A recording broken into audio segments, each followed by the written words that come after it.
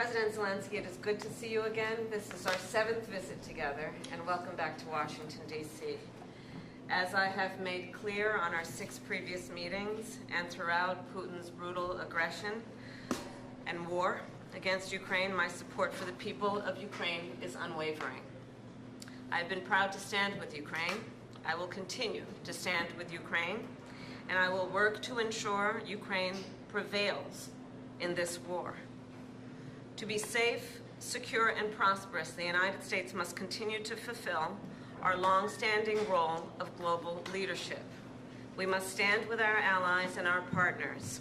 We must defend our democratic values and stand up to aggressors. And we must stand for international order, rules, and norms. Each one of these principles is at stake in Ukraine. And that is why Ukraine's fight matters to the people of America. The Ukrainian people are bravely defending their homes and their homeland, their freedom and their democracy against a brutal dictator. And the American people know well the meaning of freedom, of independence, and the importance of rule of law. These ideals are central to who we are as Americans. And some of the most important moments in our history have come when we stood up to aggressors like Putin, just as we must today. Indeed, standing with our friends and defending our ideals against tyranny has helped make America the most powerful and prosperous nation in the world. Putin's aggression is not only an attack on the people of Ukraine, it is also an attack on fundamental principles such as sovereignty and territorial integrity. International rules and norms are not some abstract notion. They provide order and stability in our world. They support American security and American prosperity. And when they are threatened anywhere, they are threatened everywhere. History has shown us, if we allow aggressors like Putin to take land with impunity, they keep going. And Putin could set his sights on Poland, the Baltic states, and other NATO allies. We also know that other would-be aggressors around the world are watching to see what happens in Ukraine. If Putin is allowed to win, they will become emboldened. And history reminds us, and history is so clear in reminding us, the United States cannot and should not isolate ourselves from the rest of the world. Isolation is not insulation. So then, the United States supports Ukraine not out of charity, but because it is in our strategic interest. We will continue to provide the security assistance Ukraine needs to succeed on the battlefield, as demonstrated by President Biden's significant announcement earlier today. I've been proud to work alongside President Biden and the 50-nation coalition we have built up to allow Ukraine to defend itself. Thanks to this coalition and the skill and the bravery of the Ukrainian people, along with your courageous leadership, President Zelensky, Ukraine has stood up to Russia's aggression, and today, Kyiv stands free and strong. President Zelensky, I am clear. Putin started this war, and he could end it tomorrow if he simply withdrew his troops from Ukraine's sovereign territory. Of course, he has demonstrated no intention of doing that. Instead, he continues to assault civilian infrastructure and terrorize the people of Ukraine. In Switzerland in June, along with 90 other nations at the Ukraine Peace Conference, I told you that the United States shares your vision for the end of this war, an end based on the will of the people of Ukraine and the UN Charter, and that we must work with the international community to secure a just and lasting peace. And I told world leaders there, nothing about the end of this war can be decided without Ukraine.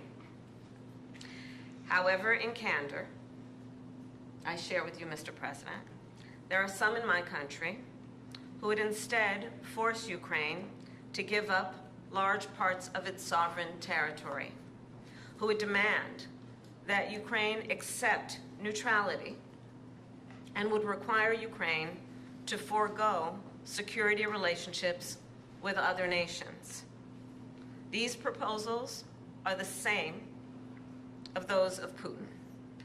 And let us be clear, they are not proposals for peace. Instead, they are proposals for surrender, which is dangerous and unacceptable. So, President Zelensky, I look forward to our discussion today, and I will continue to work with you to ensure Ukraine prevails in this conflict and remains a free, democratic, and independent nation. Welcome back again. Thank you so much. Madam Vice President, thanks for the invitation. Happy to see you. Dear journalists, I want to especially thank you for your participation in the Peace Summit. And really it was very important, and we remember it. The format was successful. We are preparing the second one, and now we have to end this war. We need a just peace, and we must protect our people, Ukrainian families, Ukrainian children, and everyone from Putin's civil. And we are grateful to America for supporting Ukraine all along. And we'll have an important meeting today, right after I'd talked to President Biden about the plan of victory, and I will share some details of the plan with Vice President Harris. It's crucial for us to be fully understandable and to work in a full coordination with the United States. And this morning I talked also to the congressmen, both chambers, both parties, and I'm thankful for the bipartisan support. We believe this war can be won and just peace can be closer only with the United States.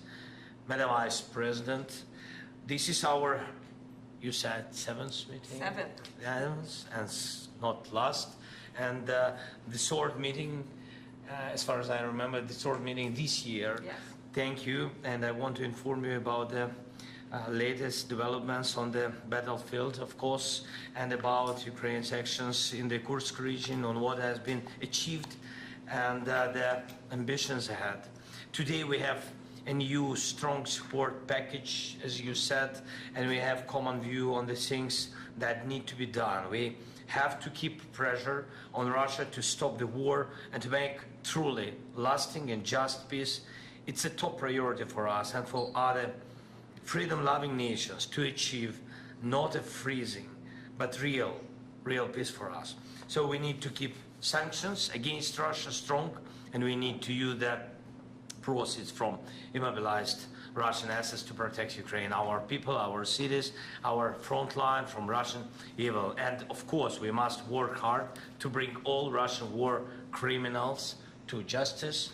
And one more thing, I want to inform Madam Vice President about the latest Russian missile and the Shaheed's attacks against Ukrainian energy infrastructure. We need to urgently strengthen Ukraine's air defense to save thousands of lives and reduce Russian terror to zero. It's achievable. Thank you again. Thanks, America. Thanks to you, Madam Vice President. Slava Ukraine. President Zelensky, here we're going to can you comment on Eric Adams, Vice President? We're going to move this way, everybody. Please, thank you very much. Begin to move towards the door. Thank you.